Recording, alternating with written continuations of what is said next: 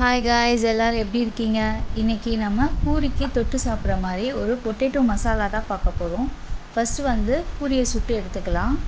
பூரியை சுடும் போது இந்த மாதிரி கொஞ்சம் சைடில் லைட்டாக அமுக்கி விட்டு எடுங்க. அப்போ தான் நல்லா புஃப்னு வரும்.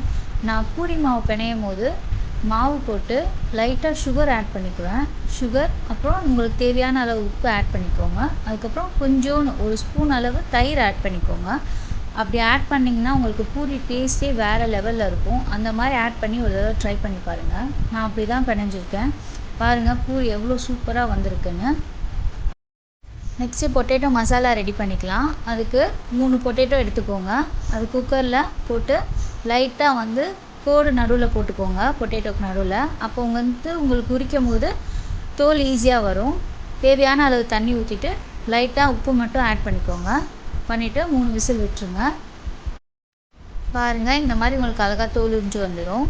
நெக்ஸ்ட் ஒரு கடாயில் எண்ணெய் ஊற்றிக்கோங்க. கொஞ்சம் கம்மியாகவே எண்ணெய் விடுங்க, ரொம்ப வேணாம் பொட்டேட்டோ மசாலாவுக்கு. நெக்ஸ்ட்டு கடுகு உளுந்து ஆட் பண்ணிவிட்டு பொரியிற வரையும் கொஞ்சம் வெயிட் பண்ணுங்கள். நல்லா பொரிஞ்சு வந்துட்டோடனே கடலைப்பருப்பு ஒரு 1 ஸ்பூன் எடுத்துக்கோங்க. 1 ஸ்பூன் எடுத்து இதோட ஆட் பண்ணிக்கோங்க.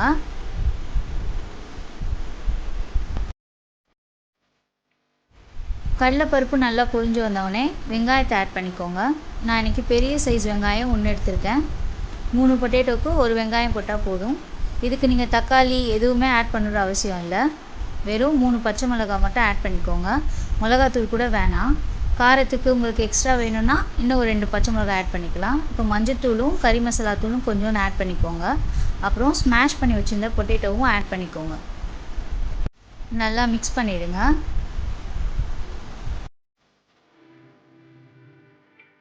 நம்ம பொட்டேட்டோலே ஏற்கனவே உப்பு போட்டிருக்கிறதுனால தேவையான அளவு கொஞ்சமாக உப்பு மட்டும் ஆட் பண்ணிக்கோங்க. தண்ணி கொஞ்சம் விட்டு நல்லா மிக்ஸ் பண்ணி விட்டுக்கோங்க. இப்போ அப்படியே க்ளோஸ் பண்ணி ஒரு 10 மினிட்ஸ் கழித்து ஓப்பன் பண்ணி பார்த்தா இந்த கன்சிஸ்டன்சியில் இருக்கும். இது போதும். இப்போது லாஸ்ட்டாக கொரியண்டர் லீவ்ஸ் ஆட் பண்ணி நம்ம சர்வ் பண்ணிடலாம்.